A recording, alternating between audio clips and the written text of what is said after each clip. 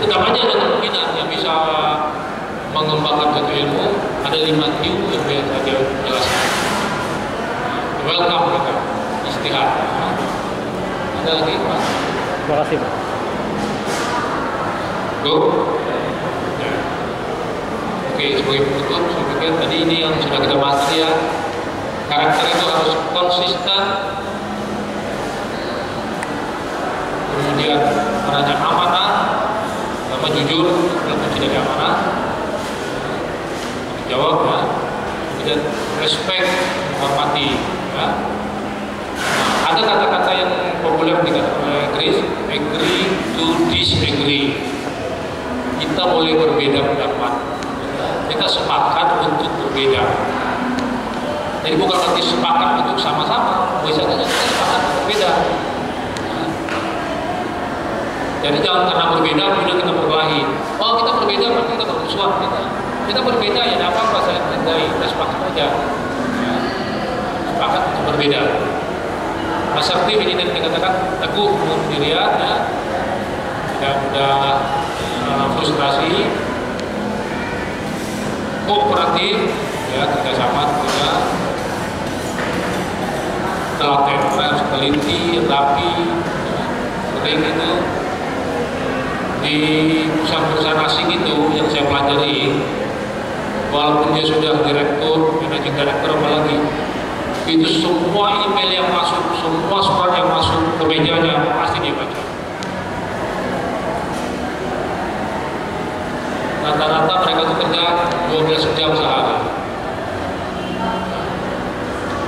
Saya katakan tadi kerja di perusahaan Inggris itu perusahaan terakhir saya kerja, sebelum itu saya banyak kerja termasuk di Chevron juga, kerja di Chevron kan. Nah, terakhir kerja di perusahaan Inggris itu biasanya setengah 8 sudah nyampe di kantor, jam 8, setengah 8 sudah nyampe di kantor, ya bisa 8 malam, jam 8 baru dia pulang. Itu menunjukkan betapa disiplinnya dia. Ya. Butuh waktu banyak karena dia baca, email yang masuk dia baca, surat yang masuk dia baca.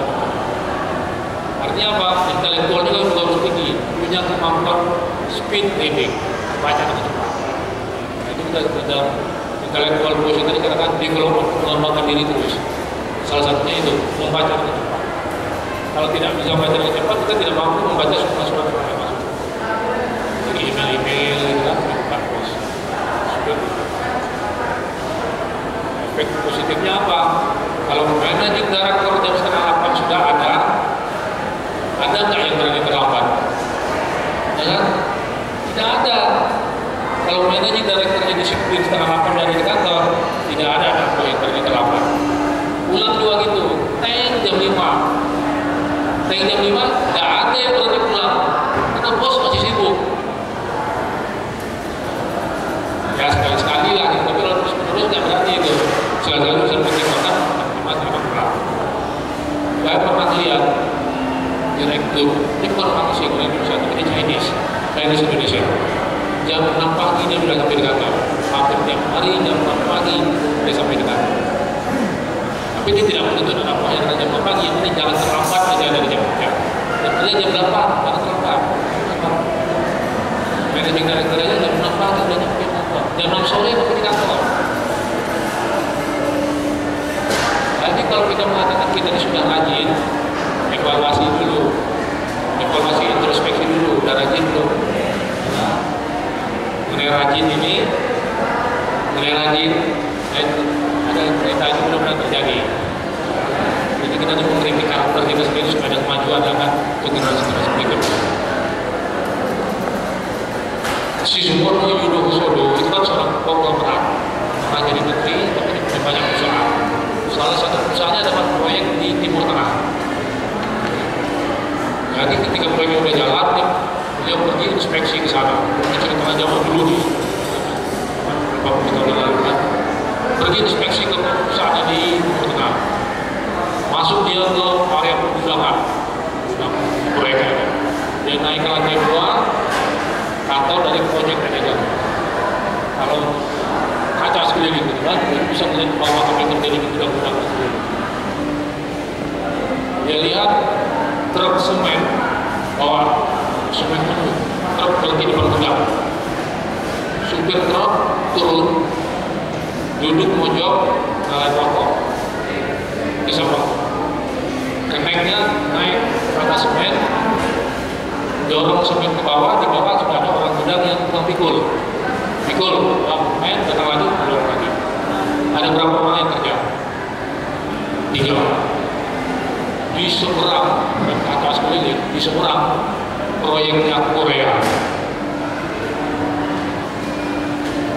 sama-sama orang Asia, nggak jauh lebih dapat kita fisiknya kan. Masuklah truk semen Korea, berhenti depan gudang, supirnya turun, ambil si kainnya, taruh di bawahnya, dia naik, jadi kaki gini-gini, dia tarik itu semen, pikul, naik ke gudang, taruh, ambil lagi, tarik lagi, taruh pikul. Besok saya semua dibersihkan, naik lagi dalam. Ada berapa orang? 1 orang. Berarti Indonesia dan Korea 1:3 produktivitasnya, 1:3 rajinnya, 1:3 tenaganya. Tapi kita bilang kita bangsa yang rajin, bangsa yang hebat, bangsa yang begini begitu. Kenyataannya kayak begitu. Dia sebagai orang Indonesia bergetar gimana? Aduh, saya cuma sendiri, kenapa kita harus bertiga? Karena dia yang punya perusahaan. Bilang mau punya kepada dia, kita panggil dokter tadi, panggil Badur namanya, Pak Badur, Bapak kerja bertiga, ya saya lihat Korea sendiri, itulah cerita saya. Siapa katanya? Siapa Pak? Kan kamu sendiri sanggup Pak? Siap. Syaratnya apa? Syaratnya gaji sama Pak Korea. Berapa gaji Korea? 3 kali lipat Pak. Mulai besok gaji saya naikin 3 kali lipat. Gaji punya perusahaan kan? Mulai besok gaji saya naikin 3 kali lipat, kamu kerja sendiri. Siapa? Berbunga-bunga artinya gaji 3 kali lipat. Hari pertama semangat, bayangkan gaji 3 kali lipat. Orang Indonesia ditemukan. Hari kedua mulai kecapean, cerita teman-teman, capek rumahnya sendiri. Tapi saya udah janji sama bos, nggak sanggup. Hari ketiga ditanya teman-temannya, gimana capek? Wah capek banget, tapi malu juga nih kalau nggak gaji udah naik, udah janji sama bos, ya jalan aja. Hari keempat teman-temannya udah kasih dia, udah kelelahan, udah exhausted gitu kan, kelelahan. Hari kelima apa yang terjadi? Baru tidak kelihatan, sakit, nggak masuk kerja. Tanya izin masuk rumah sakit. Saya ke rumah sakit, benar. Baru masuk rumah sakit. Apa kata dokter? Stres, otot-ototnya stres. Jadi stres itu banyak otaknya stres, kaget, kejang. Nggak biasa kerja keras, begitu kerja keras, masuk. Itulah orang Indonesia hebat itu. Apa seperti 17 Agustus di kantor, lari 100 meter, namanya Honda, semuanya pengen ikut, tapi tidak pernah latihan. Begitu kamen itu ada jatuhan pingsan, dengan tidak pernah latihan, atau pernah bayar ke tempat Honda, ikut semua, 100 meter. Jadi banyak karakter kita yang harus kita benahi. Jangan seperti kakak dengan burung, dengan bahasa Indonesia yang hebat, dan apa sih yang kita punya? Kita pergi ke jalan Tamrin, kita pergi ke jalan Sudirman, yang gedung besar-besar, siapa yang punya? Ya, kalau kita pergi ke resepsionisnya, ya Indonesia, tukang ketiknya Indonesia, bagi terima teleponnya Indonesia. Keuntungan perusahaannya kemana? Kalau nggak jauh-jauh ke Singapura, negara kecil aja menguasai kita semuanya, seluler itu kan. Negara kecil menguasai seluler itu. Di Batam itu, Indonesia kan di Batam ya. Bapak udah sering ke Batam kan? Indonesia kan di Batam itu. Kapal terbang mau naik turun di pelabuhan Batam, izin ke Singapura. Karena kita datang perusahaan yang begitu banyak mendarat naik turun di Singapura itu. Jadi koordinasi ke Singapura, bisa mendarat boleh masuk turun itu. Coba cek itu. Koordinasinya ke Singapura, bukan ke Jakarta. Kalau dia terbang ke Jakarta, nah, itu Batam apalagi kita tuna di bersebelahan sana. LB Mordani jenderal kita itu pernah berkunjung inspeksi ke Natuna, pas mau mendarat, nunggu di atas pilot, dia bilang apa? Belum boleh dapat izin dari mana? Dari Singapura. Kaget tuh jenderal. Kita izin dari Singapura. Iya, katanya ini frekuensi dia katanya. Tapi zaman dulu tuh, udah begitu, lebih mudah sih. Jadi Indonesia ini ya kayak gitu, Papua itu kayak gitu lah kan, di Gojo. Jadi banyak karakter yang harus kita benahi, ya. Jadi ada ungkapan-ungkapan yang menginspirasi saya untuk menulis buku itu. Orang-orang besar itu kalau bercengkerama, berdiskusi, ya, yang dibicarakannya great idea, pikiran. Kalau orang-orang biasa yang dibicarakan hal-hal, apa kabar? Wah macet, apa kabar? Wah sana ada banjir, hal-hal yang terjadi. Itu orang biasa. Tapi kalau orang besar tidak bicara gitu, bicara konkret idea, cita-cita, apalagi, ya. Karena orang-orang kecil, orang bawah itu yang ngerubin orang lain. Ya. Small people talk about other people. Orang kecil itu kadang ngerubin orang. Karena itu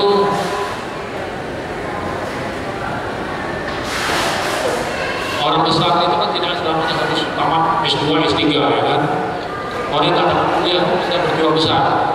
Jadi pentinglah karakternya bagaimana ya. Jadi juga menginspirasi kita think outside the box.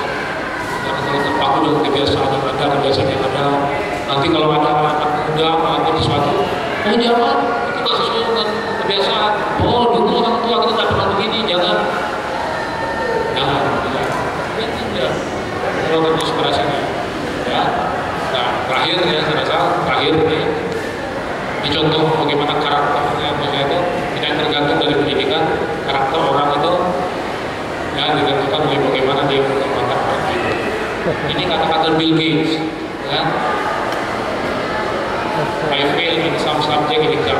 Ketika saya kuliah ujian saya banyak tidak lulus, but my friend pass enough. Teman saya lulus semuanya dengan nilai bagus, saya sebagian tidak lulus. Tetapi sekarang dia jadi anak buah saya ya. Dia jadi engineer di perusahaan saya jadi owner. Jadi untuk jadi orang sukses itu tidak berarti harus lulus ujian di sekolah saja, tapi bagaimana karakter yang tadi itu, konsisten, amanah. Walaupun tidak lulus, tapi dia tetap punya prinsip yang tadi ini kan. Ini yang perlu kita kembangkan, asertif ya. Oke, sebelum saya tutup, saya akhiri mungkin ada yang mau tanya atau sesuatu.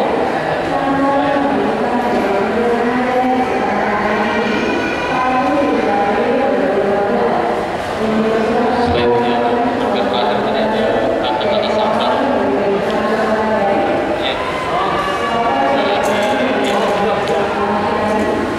Di dalam buku saya ada menulis ini. Dalam sebuah seminar hadir semua manajer, ada kira-kira 50 manajer. Saya dalam survei, menurut Anda karakter pemimpin yang ideal itu yang